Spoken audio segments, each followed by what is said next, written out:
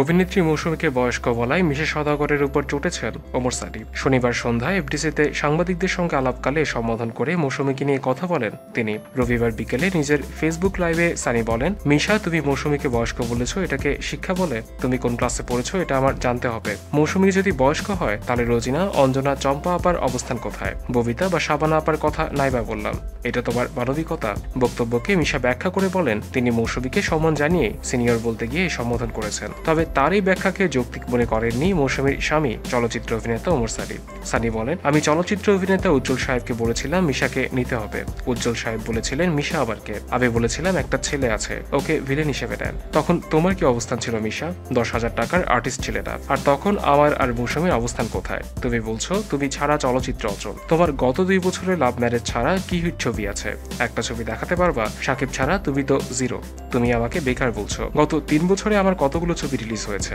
শিল্পী সমিতি নিয়ে আমি কিছু বলতে চাই না। আমাদের কিংবদন্তি চলচ্চিত্রের আশীর্বাদ রাজ্জাক আঙ্কেলকে নিয়ে যখন কথা হলো সবাই চুপ। আলমগীর সাহেব ফিল্ম বোঝেন না, তখনও সমিতি চুপ। চিকন আলী নামের একজন কমেডি অভিনেতা আছে, তাকে বেধড়ক মারা হলো, সেখানেও শিল্পী সমিতি চুপ। যৌথ প্রযোজনার ছবি প্রসঙ্গে ওমর সানি বলেন, আমি যৌথ প্রযোজনার বিপক্ষে না।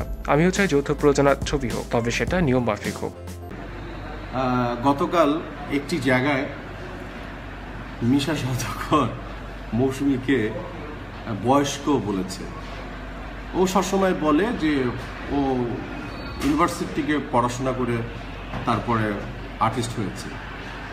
তো মিশা, তুমি কোন জায়গার থেকে এসছো আমি খুব ভালো করে জানি। তোমার ফ্যামিলি ব্যাকগ্রাউন্ড কি এটাও আমি ভালো জানি। আমি অত্যন্ত মধ্যম পরিবারের ঘরের একটি ছেলে। আমি কোনো বড় লোকের ছেলে না, বিশাল কোনো পড়াশোনা জানা একটি ছেলে না, কিন্তু আমি স্বীকার করে নিচ্ছি আমি আপনাদের ভালোবাসায় আমি ওমর সানি। আমি এক সময় আপনারাই কিন্তু আমাকে নাম্বার 1 হিরো বানিয়েছিলেন বাংলাদেশে।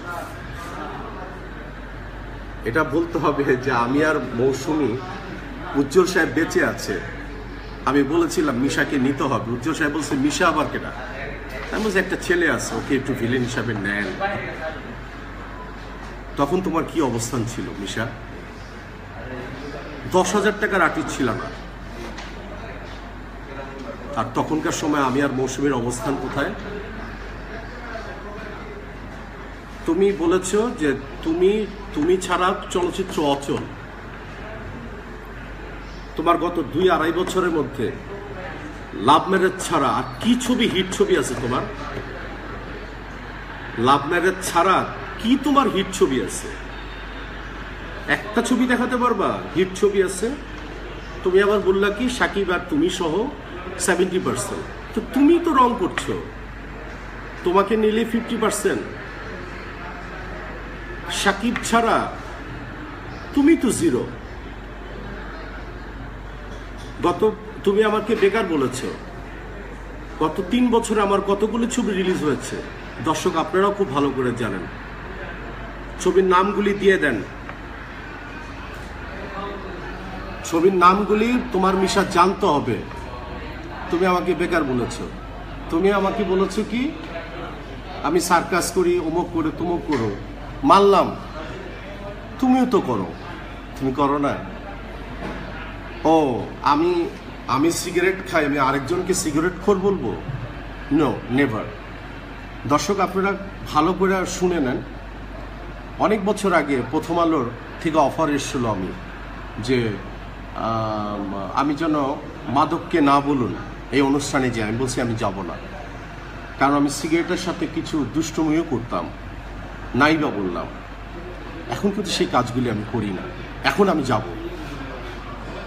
এখানে অনেককেই দেখি মাদককে না বলুন, তাদের চেহারা দেখি, তারা সন্ধ্যার সময় কি খায়।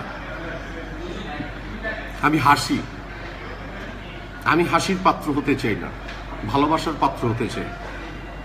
কারণ যখন আমি করতাম তখন আমি কিন্তু যাইনি স্টেজে, এখন আমি যাব।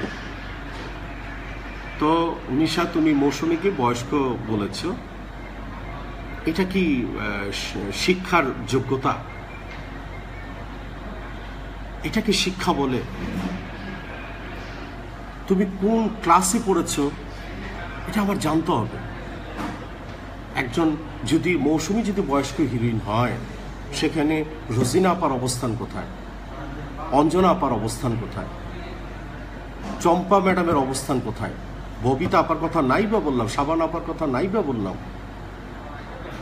এই তোমার শিল্পী সমিতির তুমি প্রেসিডেন্ট, এই তোমার মানসিকতা। এখন আমার যদি দর্শক, আমার যদি কোনো প্রেশার হয়, আমার প্রেশারের ওষুধ খেতে হবে না? আমি যদি মানসিক রোগী হই, আমাকে এলটিভির সাথে থাকার জন্য সবাইকে ধন্যবাদ। বিনোদন জগতের সর্বশেষ সব খবরের আপডেট পেতে আমাদের সাবস্ক্রাইব করতে ভুলবেন না।